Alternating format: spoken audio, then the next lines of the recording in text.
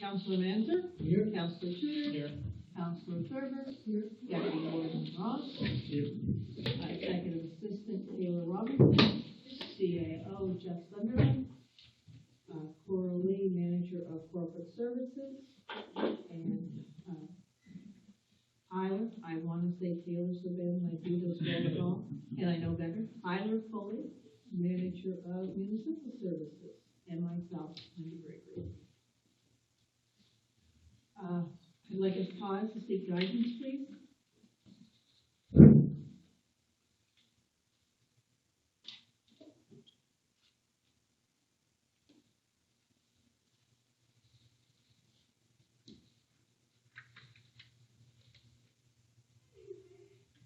And next is the approval of the agenda. Is there any additions or deletions that need to be done? Hearing none, could I have the agenda approved as presented? So moved. Is there a seconder? Second it. All in favor? Aye. Contrary minded? Motion carried. The next is a presentation from the Community Navigator. Could I have a motion for the Community Navigator to come forward? So moved. Second. All in favor? Aye. Aye. Contrary minded? Nancy, come in. Nancy Wally is the Community Navigator, and with her is two from the Health Foundation, which is Greg Turner and Linda Frazier. Okay, I just wanted it for the record and the audience knows. Thank you very much. If you'd like to start. Hi, everybody. Thanks for having me. You have my most recent progress report that's dated March 2024. But, oh. Forget those two. Because you're on a lawn. Hello. Can you hear me? So you speak normal. Okay, speak normal. It's just, yeah. It's not used to this fancy stuff. Okay, so you have my most recent progress report that's dated March 2024, but I've made some notes just to summarize what the past year has looked like. I started my position by applying and successfully acquiring funding from the Office of Healthcare Professionals Recruitment. I've made many connections in various organizations: Nova Scotia Health, Doctors Nova Scotia, Dalhousie Medical School, Turning the Tide, Western Regional Enterprise Network, Y-Reach, Nova Scotia Labor Skills and Immigration, Nova Scotia Works, school representatives, and many more. I have monthly meetings with MLA Jill Balser, monthly check-ins with Carmen Chakowski, the Nova Scotia Health Physician Recruitment Consultant, monthly provincial navigator meetings. Last year, we hosted 15 first to fourth year medical students from the Dalhousie Family Medicine Interest Group. I attended the Rural and Remote Medicine Conference in Niagara Falls last April. We had our first medical student for Rural Week last May. I have taken a workshop on diversity, equity, inclusion, and accessibility, and completed the Welcome Ambassador training through ISANS, Immigrant Services Association of Nova Scotia. We had branding developed, established the Digby area healthcare engagement, a new website and social media accounts created. A fantastic recruitment video was made with the OHPR funding, which is the first thing you see when you open up the new website, which we'll get to after. I've made connections with local rental property owners and created a database of housing options. Established connections with local students who are currently studying in the healthcare field. I attended the Dalhousie Family Medicine Resident Education Weekend Job Fair in September.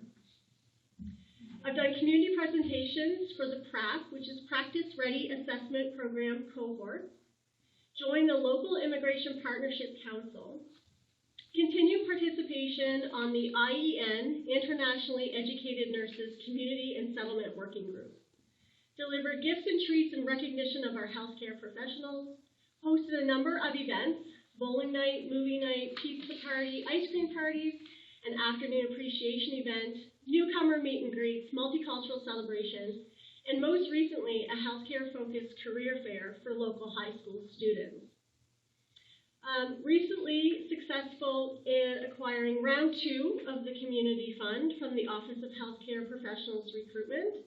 Some projects planned for this are healthcare hospital walkthrough videos, healthcare student care packages, primary healthcare provider focus groups, healthcare community survey partnered with WREN, Western Regional Enterprise Network Local Immigration Partnership, and more.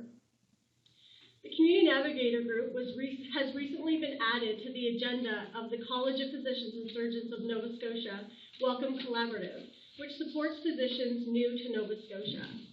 We're able to promote the things we do to help newcomers get settled, as well as hear any concerns, feedback that they have. Overall, we have welcomed and helped settle 5 doctors and 2 nurse practitioners. This past year has been a year of learning and networking. I think we've already come a long way with why the position was established, but still have much more to do, and I'm excited to be a part of the solution of what the future holds for healthcare in Digby and the surrounding areas. So on the screen here, we have the new website that was developed. It's digbyareahealth.ca, and it has a number of tabs. You can just kind of go through them and see what each one kind of has to offer. We wanted to incorporate a lot of pictures to show the beautiful area, of course.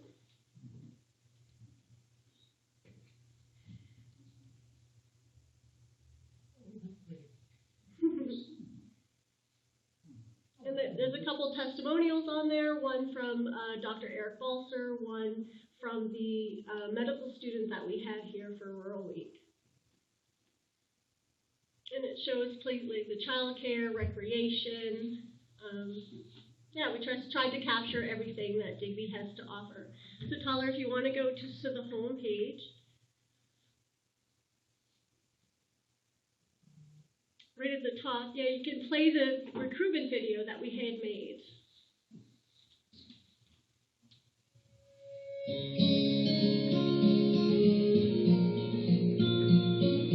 It does have a feel unlike a lot of the other places where I've lived and worked. It's the kind of place that you know everybody by name. And content being right here in Digby. I'm Ashley McCormick. I'm a full-time emergency department physician at the Digby General Hospital. I had a plan to be a rural family doctor, so even though there's need everywhere, it felt good to be able to come home and help out. There aren't many places where you can go and really feel like each day you're making significant differences in people's health. The level of care here in Digby is extraordinary. My name is Mallory Francis. I am a licensed practical nurse at Digby General Hospital. Working here, I feel like I am making a difference. Not only do we deal with emergency situations, we also care for patients for their long-term illnesses as well. We have a brand new dialysis unit, which takes care of long-term care patients. The Digby General Hospital serves a population of 7,000 people in the municipality. We have over 200 staff. My name is Gail Taylor. I'm a registered nurse in the dialysis department. I have worked in much bigger hospitals, and I think we give really good care to our patients. I think we give really good care to the community. We have 6 dialysis machines, and we can do 6 patients in the morning, 6 patients in the afternoon. Sometimes we see these patients more than their families, and we get to know them, and they get to know us. But when you work in dialysis, your patients always leave feeling better. We're actually creating, more of a home-like, but also looking at them as a person environment. I'm Charlotte Sabin, and I'm the recreation therapist. I make a different connection with the patients. That is something unique to what I do.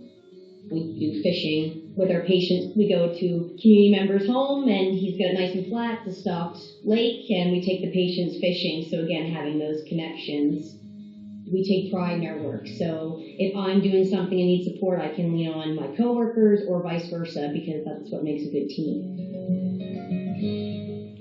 My name is Dr. Prince Danjongo. When I arrived in a new environment with a lot of hopes, and those hopes have never been negative. It's always positive. It be like a home, not just to me, but to my kids, and that gives me a lot of joy. makes me feel well appreciated, well loved. Even if I have a dark skin, everybody loves it, and that is what humanity is, and that humanity, inspires me to give my best. Many of the people who have chosen to stay and work at the Digby Hospital and have stayed for many years do so intentionally. It creates a group that knows each other, that respects each other, and that trusts each other. We have travel nurses, so the connections we've made with them are incredible. We'd love to take them to see the sites around Digby. They always comment that we are the friendliest community. Digby is surrounded by St. Mary's Bay and the Bay of Fundy. We're known for the world-famous scallops and our high tides. It's hard when someone new comes, and I get that. There's anything and everything you want. Whether it's church, whether it's sport. There are many provincial parks around our area and lots of opportunities to walk along the shoreline. You can drive for 10 minutes and you're in the middle of nowhere. So many young families have moved to town where there is so much to do for children, where our problem is not how are we going to find activities for our kids, but how do we politely say no to all the wonderful activities that our various friends are arranging for our children? One of the beauties of working in Digby is it's rare to not have a day go by where someone doesn't say thank you for being here. What we're able to do with a small team in a rural place, we do miracles. We absolutely we create miracles here.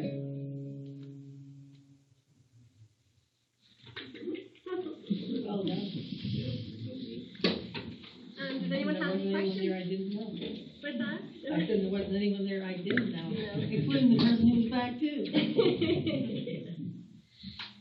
Anyone have any questions for me? You had quite a list there.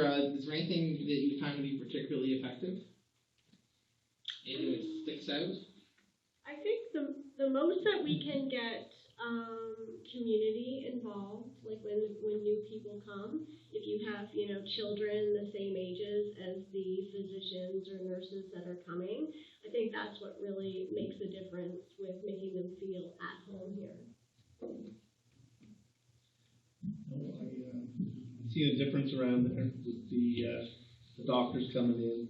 People are coming up to me now saying they have appointments now. They're getting in seen. It's nice. It's good. George? Angela? No, I'd just like to say I think you're doing a great job and appreciate everything that you're doing and keep it up. Myself, I think I've noticed a difference in the community similar to Matthew. Not people saying anything about it, just no complaints. Yeah. In positive ways. And what I think is really appreciated is the activities you do for the healthcare. We were the other night. I mean, it was well enjoyed. Kids enjoyed it. I know I enjoyed it. It's nice to get out of work but be able to still enjoy each other's company, but not work related. So. And yeah, even if Charlotte said grandmommy before I had name. That was because I was talking to the healthcare professionals. We were into some good conversation, and we were saying the movie was going to start. But I wanted to say I can tell you staff do appreciate it, and I think you're doing a great job personally. I wondered with the navigator position what it was going to be, and actually come out and all the whole 9 yards, and you proved me that it's a very workable, best thing we have done in a long time. Thank you. Oh, and I just wanted to ask if there was, how do you feel your relationship is with the provincial, the reps there, that's one of the reasons we wanted the navigator, so we had someone local and not. Yeah. I think they appreciate having us because they do have a large large area that they cover, so it's hard for them to know who's who in the community, where to take people and stuff. So I usually get, well, not usually, when there is someone coming, then they'll include me so that I can speak on the community piece of them coming, and they, cover all the logistics. Yeah.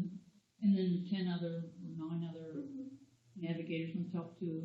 Oh, it's a fantastic group. Like Yeah. everyone, we have monthly meetings, we have a group chat, we talk all the time. Everybody's very helpful. No one's really, everyone's competing, I guess, to get people, but we just feel that, anyone we can get to come and stay in the province is a bonus all the way around. So. Well, I think it's money well spent. Thank you. Okay, well, again, we thank you for doing the presentation. We really appreciate it. And I hope you have a great, are you off on March break? Nope. Planned activities as far as break. Come on. You're doing a great job. Well, I mean, just because she's doing activity doesn't mean she can't be technically off on vacation, like somebody else who's on vacation. Again, thank you, and Susan and Greg, thank you very much for coming in and being there to support. Are you the chair of the Health Foundation, one of you? No, I'm vice chair, Okay, and as a director. okay. Who's the chairman? Daniel Reitzel, Butch Reitzel, used to be the manager at Superstore. Oh, I've never heard him called. Yeah. Well, Okay. Great. Great, Have a thank good you. Thank you. Thanks. Thank you very much. Yeah. The next business is the minutes of February the 13th. Is there any errors or omissions? And what I did see, the error that I saw was Counselor was misspelled in front of George. Did anyone else see any? Would someone like to approve as amended? Second. All in favor? Contrary minded, motion carried. CAO report, the meeting dates. You remember there's no meeting on March 19th. March 26th at 5 is council. April the 2nd is bylaw and policy. April the 9th is committee of the whole. April the 16th is audit, and April the 23rd is council. There is no meeting on April the 30th. The CAO update, as you have saw, he has highlighted them all. Remembering that Angela Thurber and I see Angela Turner are the new reps, one for us and one for the town. As I am the alternate, which makes it much easier. The RCMP, I will say that him reaching out to the shareholders weekly is fantastic. I mean, Bill yesterday, he's right on the ball. Yeah, we're working on improving communication. Oh, yeah, 100%. The asset management, AIM staff presented to council during the February meeting, and the final report is expected before the end of March. The coastal protection, as we all know, the province has announced it will not be moving forward. The province is developing a variety of tools for public and municipalities to increase awareness of coastal issues. So on the meeting the other night, what I heard loud and clear was from municipalities, it's not what we might think is a good thing. Another municipality next door may think is not a good thing. They wanted it coherent, and I would say they got that message loud and clear how unhappy the municipalities are across the province. It was the mayor's board and CAOs. The other thing is, I will tell you, they were on Teams. It took me 20 minutes to get on that stupid team. I have trouble every time. And I think there were some technical difficulties at the start of that one. I think that I definitely had a number of people having a challenge getting on. Yeah, I thought I was was never gonna get on, and I was ready to stand up and scream in my office because So the other thing that they did share with that is they are continuing to develop a suite of tools for a combination of residents and municipalities that will be rolled out, I would suggest, over the next 12 months. Like they were sharing a lot of things they're trying to work on. I think it's because there was so much work happening to develop this internally that they're trying to figure out ways to share all of this internal work in a way that we can use it, or just that this is not where I think anyone expected this change or this legislation not moving forward. So they are trying to figure out a way to use some of the mapping that they've done that currently they aren't sharing with us. They're looking to share some wording potentially for land use bylaws, although that there's a lot of questions on that during the phone call, because again, there's a lot of units that aren't happy with this because it creates such potential issues with your neighboring municipalities, right? And town of Digby wants to pass a 10-meter setback, and we discuss a 100-meter, and Claire says you don't need anything, or just very different than what everyone was expecting. So I think that was loud and clear, but I think this government, the minister certainly seems like they were standing by it, so I don't think we're expecting changes from the current government. even our president was, you could tell she was upset. Yes, I think that coast, the Lunenburg area, has been one of the major ones pushing for this.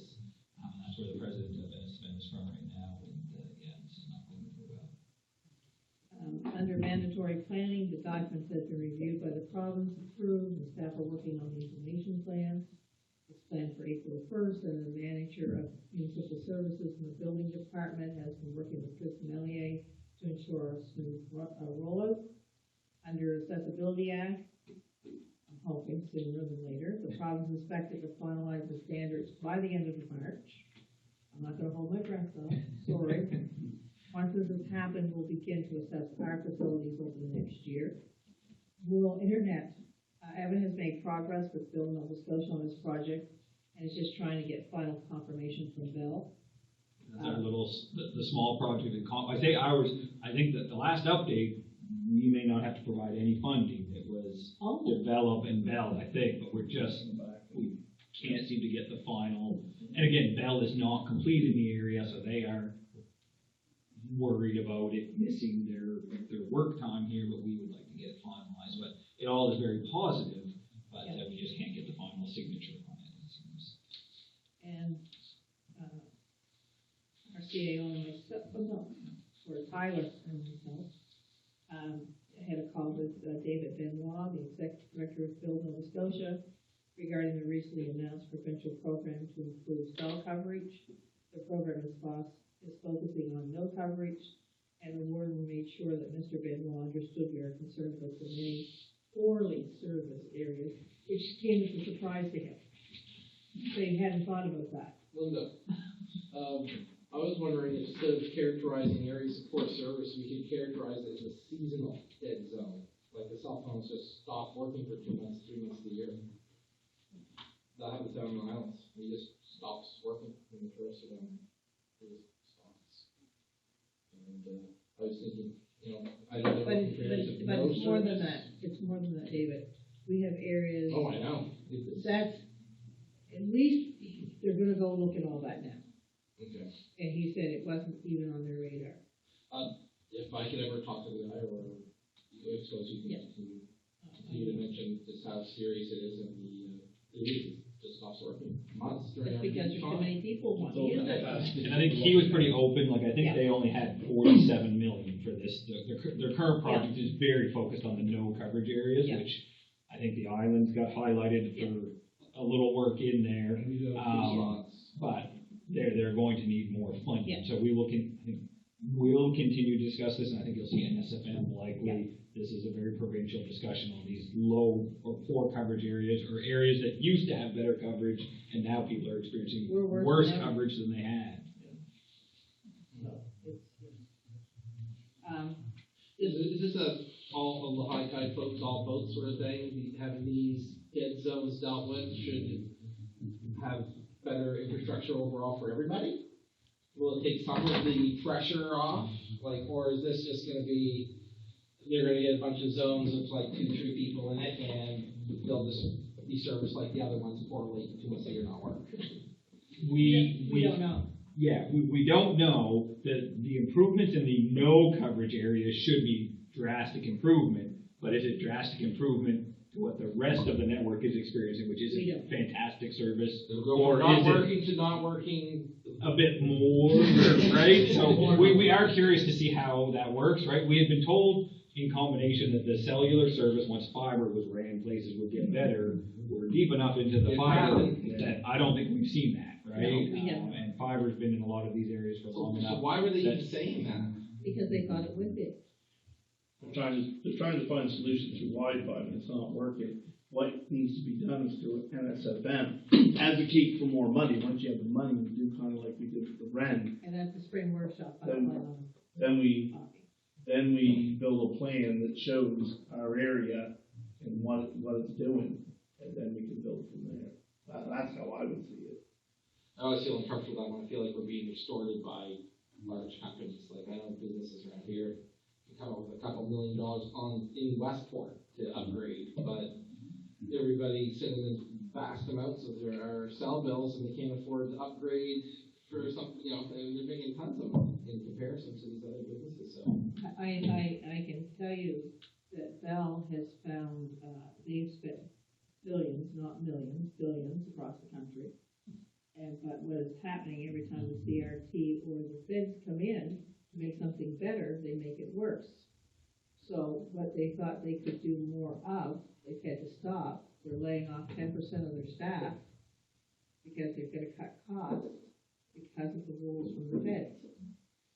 And the feds come in and They don't understand. Instead of talking, finding out from the ground what would work, they say, oh, this should work better, and implement it, and then it hurts. I'm not trying to stand up for Bell or Telus or anybody, but I'm just saying that they will be the first to tell you between the feds. They just went closer things are a monopoly, the more the taxpayer ends up picking up the bill. the feds charge the telcos billions of dollars to use frequency. Where is that money going? It doesn't go back to It should Bell. go back into the infrastructure. It doesn't go to Bell, or it doesn't go to who Doesn't has go to that any main of them. line. See, and that's one of the concerns. It's I don't know what the answer is. It's sort of above our pay grade. We just have to lobby and work on it. Now, the monthly reports, there was the manager of municipal services. Did anyone have any concerns or comments? Digby, I can see. And did everyone notice the waste transfer times have changed? No, I didn't. It's going from 8 to 4 to 9, no, 8 to 4 from 9 to 5, right? Yeah, to align better with what else is open. The scale.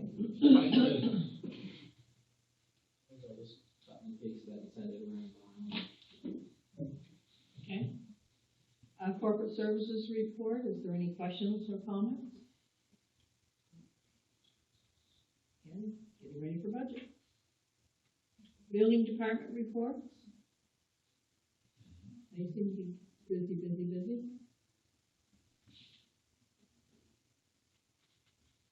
Airport dispatch. Is there any questions or concerns?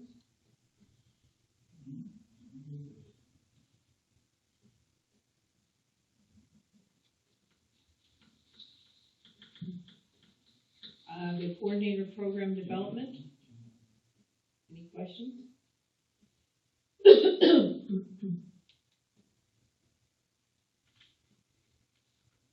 How many places is the art bank located? How many public areas are we displaying art in? So we're starting with the municipal office. So once we sort of decide we filled up enough space in this office, which should take a few years, but we're starting looking at other areas. So it's interesting. I was going to say, I was going to give Angela too. Sorry. The renewable energy and climate change coordinator. Any comments? biogas generator might be. Ooh, thank goodness. Well, we have lots of conversations going on, as always. So yeah, a few recent ones that,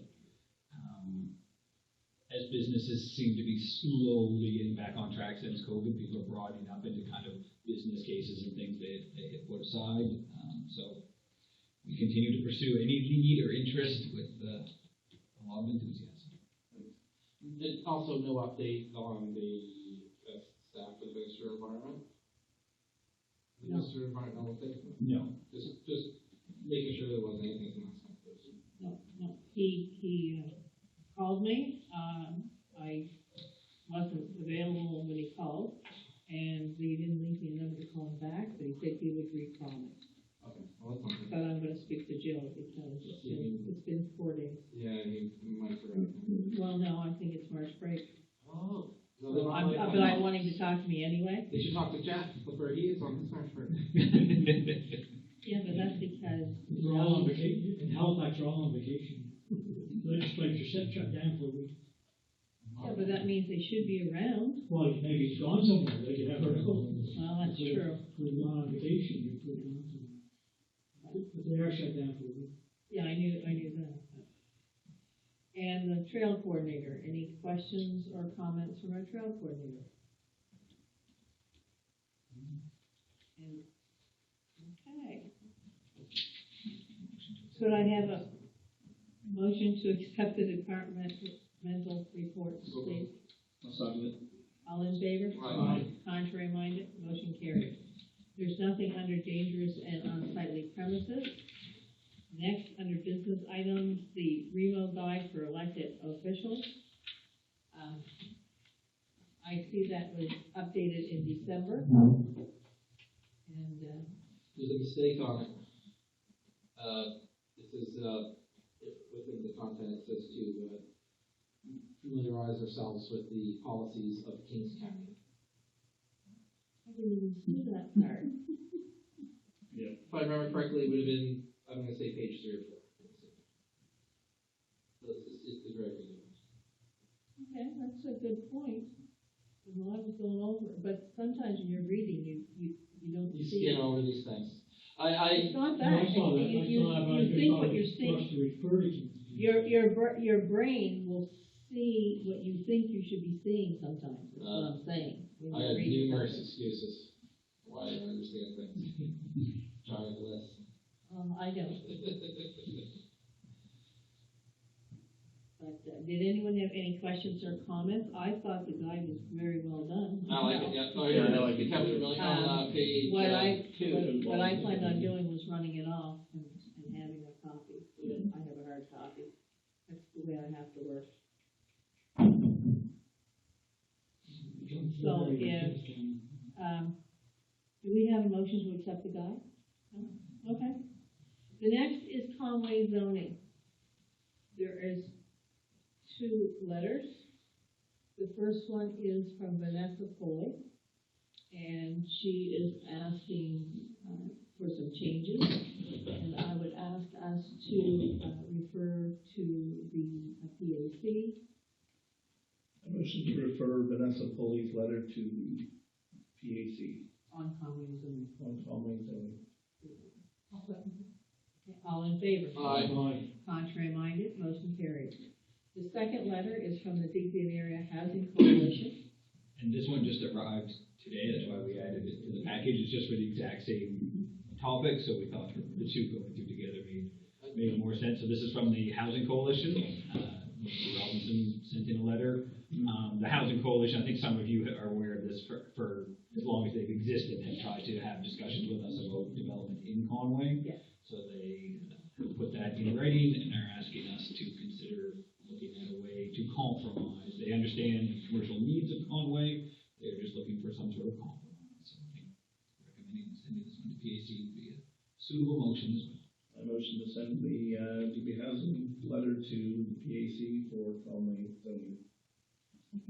The pressure's on for housing across the board, and the province is ready to point fingers at the municipalities, and feds are ready to point fingers at the provinces.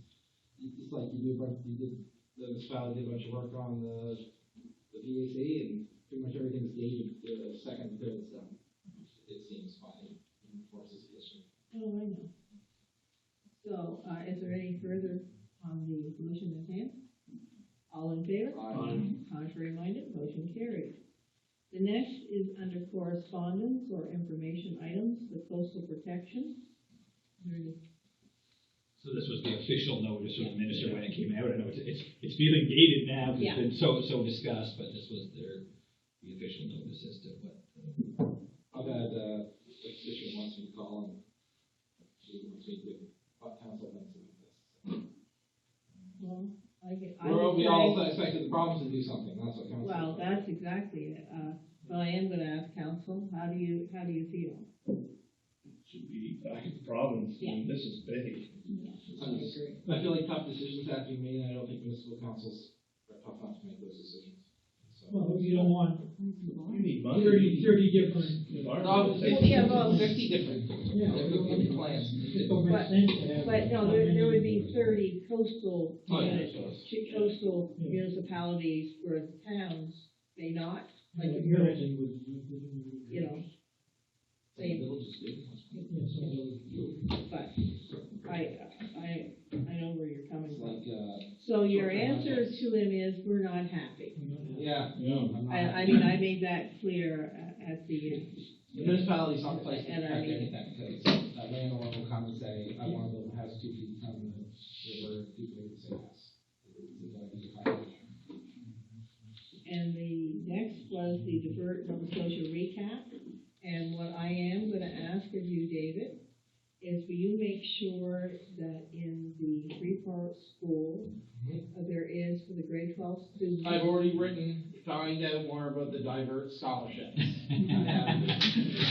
All you have to do is make sure the guidance counselor gets it. Yeah, that was the person I was going to go to. I've already, Yeah, Jody Cosby. okay, and I've already been talking to someone at Digby, High, and I was gonna ask you the same for St. Mary's Bay. Just, Those people that be good for it, for sure. it's a good scholarship. I mean, yes, it's work, but I would think anyone who's looking at the environment or looking towards that. I the can way to see go. high school kids that always beat sweeps, they're always front and center. So where are you get the forms on here? No, but I would make sure they get a copy and ask them to go on themselves. That's all you have to do. Because that's what the teachers should just send me a copy and they will deal with it. So, I just think it's important that we get any in our area Well, people looking at it. here, man, they need those scholarships make a big difference in lives for people who want to be schools. Scholarship for anybody, yeah, and, A couple $1,000 for. Geez, I used to love when I used to get them in college. it can help a lot. All right, there is no in camera tonight, so I will ask the audience, do you have any questions on anything that has been, discussed tonight? Come on, Linda Fraser.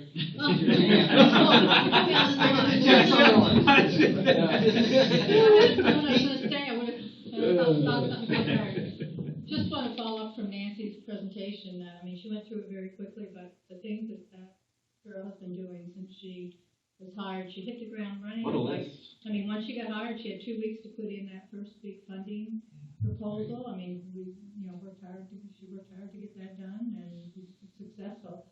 Not always guaranteed. We got a lot less this year. And with the funding from the health promotion, it's for, like, it's not for things that you do every year, which kind of doesn't make sense, because if you do something, like a lot of the money went into the multicultural festival that they had, that everyone agreed was a huge success and wanted it to happen again, but you can't ask for funding for that, but that was funded by other organizations as well. I mean, from taking doctors' wives to lunch, to make sure, the grocery stores have the type of food for their culture. I mean, going to the airport and picking people up, and like, it's just amazing what she has done and accomplished. And I'm very serious, Linda, you don't know how much as a staff person that we feel like we're finally being cared about. Yeah. Not, no offense, but our bosses sometimes, and when I say bosses, I don't mean, I'm talking the top. You feel like you're a little bug running around, and if someone steps on you, that's like. The job fair she had, at the pond today, I think there was, she had 70 students, I think, that came, and there were, I think, 16 different booths, like different aspects of the health profession. So, and I think the students were very interested. I mean, some of the people that were at the booth said they haven't talked so much about, their career. Well, I was there, and the kids were excited. Yeah. And the other part of it was, the food was food that they liked.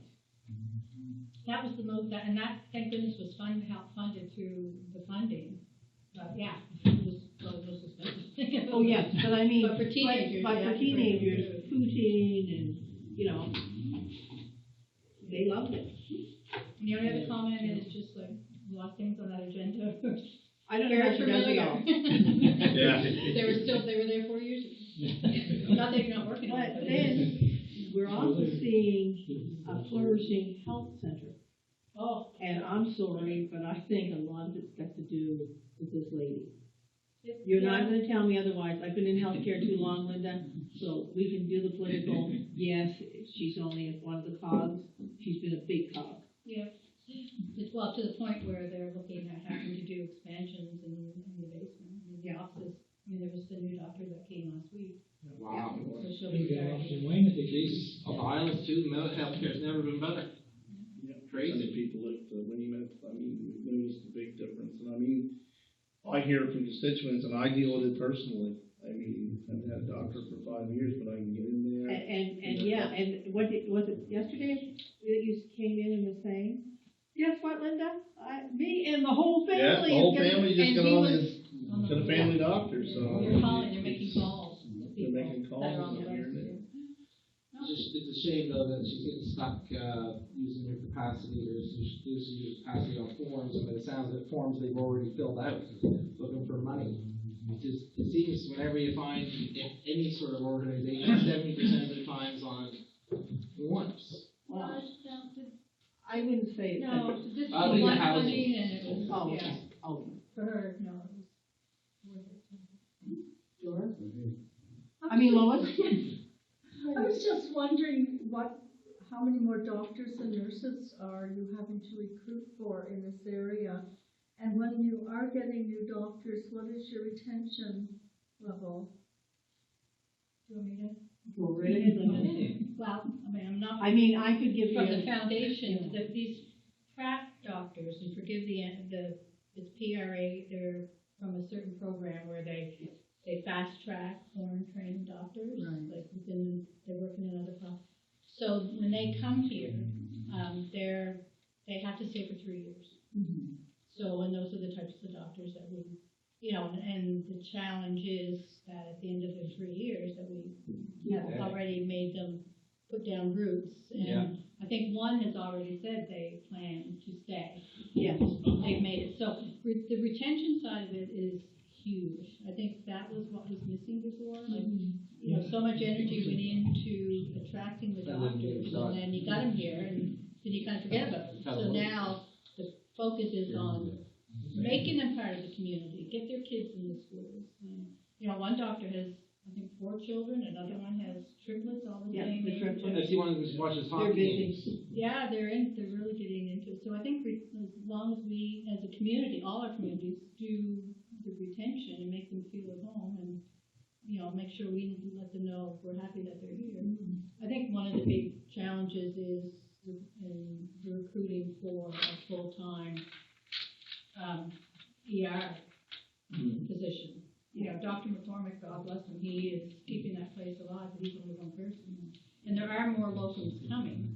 And, we've done a lot of, trying to, attract more that way. But it's up to them. We can only do so much if they decide they want to go somewhere else. There's not too much. So recruiting will never stop. No. Now, is this just for physicians or is it other healthcare Oh, no. professionals? It's all Everything. professionals. Yeah, no, she's working with some of the nurses that are coming through the internationally trained nurses program. Working with them. And any tech, Any what? technologists. Oh, okay. We're in desperate need. Yeah. I mean, like I say, I've been retired, this is going on my 8th year, and I still work about 50%. Yeah, that's right. It's you're called retired. blackout. But we always talked about this, like even way back, it was keeping an eye on those students that are coming through the system and keeping an eye on them. And that's what she's doing. She can pick that Keep those right up from grade relationships. 12, follow you through, and be there to guide you or say hello or how you doing. And that's what we need. And I know that's what they've done in Clare, and they're having success down there. They have 12. 15 years. You know, it's working. You can see, like last year, we were down to nothing, and now we've got seven and it's doctors, a- five, six. Five doctors, two. yeah. And it's a long game, I mean. It is, it's a lot of work. With Joel Arsenal, I mean, I remember like 10 years ago, Mhm. you know, giving him summer jobs, you know, or just, you know, trying to find summer jobs for him, and now he's here working 50% in Clare and 50% in Digby. Yeah. But he's bought a home in Digby, and his wife's from Digby, so. And I'm really, I keep, every time I see him, I say, you know, you could be 100% here. And he just Well, smiles. he's new, so it's good that he's getting this. Yeah, he coaches right down the road. Oh, yeah, I know. No issues to be a nurse. Retired. I take it that means, I don't want to hear that. Retired. Is there any other questions, Shirley? Yes, besides, thank you for working on that, you guys, that was the most positive energy and feeling for our community with this navigator, so thank you very much. But I had and I'm not sure I heard right, but I heard the schedule for the garbage picking up because of the scale opening, was that what I heard? No. Okay. It's when you can drop your garbage off. When you can drop it off. I was imagining on the 101, those poor deers in the middle of rush hour going ping ping. All we're changing is to the same Okay. scale hours, because what was happening, they were open 9 to 5, the scale's there from 8 to 4. Yes. 4 to 5, they didn't have scale. Okay. So the garbage men are at the same time, they've all. Oh, yeah, that doesn't change, we're just talking. You still should pray for them. Linda, I was wondering, I find the CAO updates in the department reports quite fascinating, but things go through quite quickly. Is it possible to have those posted online when you put your minutes of the meeting? No, because we haven't discussed them yet. They have to No, be- but I mean after the fact, like when you. Oh, after the Like meeting. when you post your minutes. Oh, yes. And because, I mean, it's Yeah. public knowledge. Oh, yeah, oh, no, after we can, yeah, Yeah, certainly. because I think it would be very helpful for. I misunderstood what you. Oh, I don't mean like. I was thinking of the agenda. No, I understand what you're saying. No, we can put them on. Yeah. Which one of you? Yes is the answer. Yeah. Okay. Okay. I mean, I know you're the head person, but I meant to look. And kind of associated with that, in between the council meetings and the committee at the whole meetings, you have a bylaw and policy meeting. The other two, like tonight, they're outside on your board and on the website. Is it possible to have those put out there too? The bylaw are actually committee meetings, so we don't advertise committee meetings. Okay, but the public can come. Oh, yeah. Yeah. No one's gonna stop you from coming, but we advertise the committee of the whole and council. But if you're looking at, it always tells you in our package when all the meetings are, those committees. Dave, you was talking about coastal? Yeah. What do you mean by that, like the fishing villages or the whole coast? Just the province was gonna have rules about what you could do building on coasts, and then after years of talking to everybody and seeing people and then refining it, they decided to boot it down to the municipalities for us to deal with. They did the same thing with short-term housing with the Airbnbs. They just booted it down for 50 different municipal units to make 50 different plans that won't work. And so they're doing the same thing with that. I don't know, I wish they could show a little more leadership, but it's a way to avoid, it makes everyone angry at the municipalities instead of the province, but nothing happens. That's the trade-off. Now, if anybody needs that, right now, there's a lot of coastal erosion going on. Yep. There's one down there in Ashmore that Carlos building on telling us now, but he said he don't know what to do. He don't have the money to, he's got one pile of rocks, you've probably seen the place, and both sides of those rocks is going right through his house. And he's gonna lose it. And There's a lot of problems. There is, and people are building houses that the provinces knows is not gonna be there in 20 years. And then you spend $500,000, and the real problem is when these things start to become uninsurable. That's when the real problem is. So we have one down our way there right now by the Baptist church on top of the hill. They just built over $1 million home there, and because the water right through it now, another 2 or 3 years, and that's going to be gone. You can't sell it. And they're given permission to come here, and they get a building, permit, and they build their house, and then people spend all that money thinking that it'd be a safe place to be, but for some reason the government doesn't want to make moves on it. They're worried that it'll be politically toxic. We have to go by what the rules are that we can tell people. Is there any other? During the White Points Quarry days, one of the things that came up in the discussions was that part of the problem was we did not have a coastal protection plan like New Brunswick had. Yeah. And of course, New Jersey had, which was why we were coming here to blast our stuff. So this basically is putting us back in a very vulnerable position. Mm-hmm. It is. And the municipalities across the board are very unhappy with it. And because we've been working on this for years, this was supposed to be the solution. This is, how many... I feel like the 2017 was the first thing. It was work underway before that, but they I feel like the NDP was one of the things they talked about. The Liberals and now the Tories. Yeah, but for the last 7 years, it has been a complete project. Yeah.